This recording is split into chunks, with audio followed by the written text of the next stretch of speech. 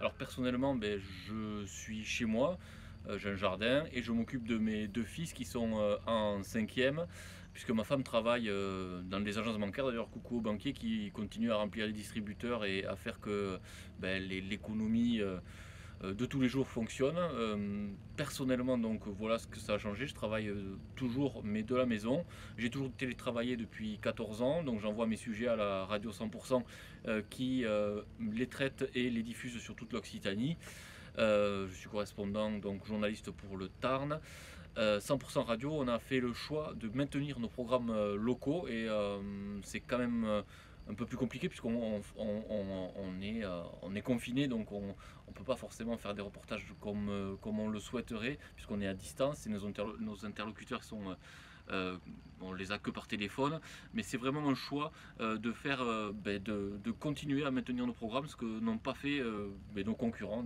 Toutes les autres radios ont soit fait des grands pools régionaux et de l'info sur des grandes régions, notamment, ou carrément du national, alors que nous on a continué, on a maintenu nos activités en local, en proximité. On continue à essayer de renseigner au mieux nos auditeurs, alors que ce soit nous au niveau des infos toutes les heures et les animateurs aussi, puisqu'il y a des émissions interactives et en direct avec les auditeurs où on essaie de jouer l'entraide à fond et d'essayer voilà, de faciliter la vie de tous dans ce confinement. Et après, écoutez, je m'occupe de mon jardin puisque j'ai un peu plus de temps du fait que je me déplace un peu moins.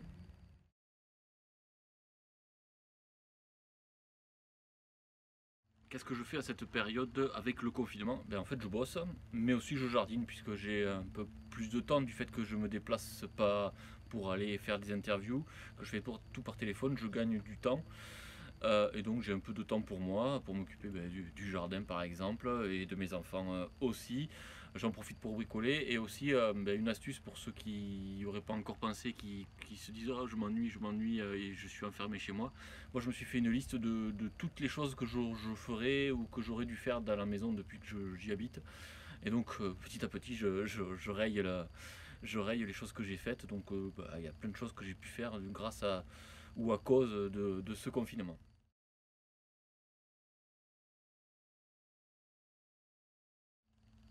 Concernant l'avenir, là, écoutez, j'ai pas de boule de cristal, mais il y a une chose qui est sûre, c'est que ça va être très difficile au niveau économique, au niveau social.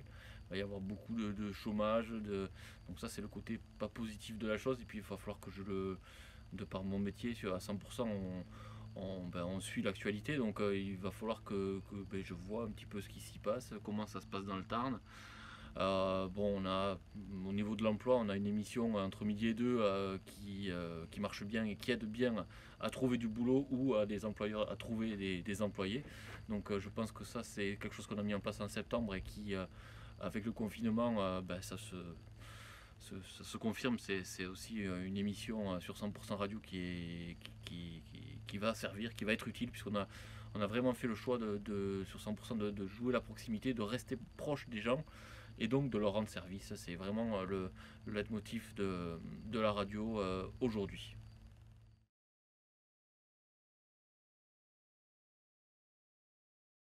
Et pour finir sur une note plus positive, dans l'avenir, je pense que toutes les solidarités qui se sont créées pendant le confinement, avec de l'entraide entre voisins, de l'entraide à plus grande échelle avec des gens qui fabriquent des masques par exemple, ça je pense que ça va rester.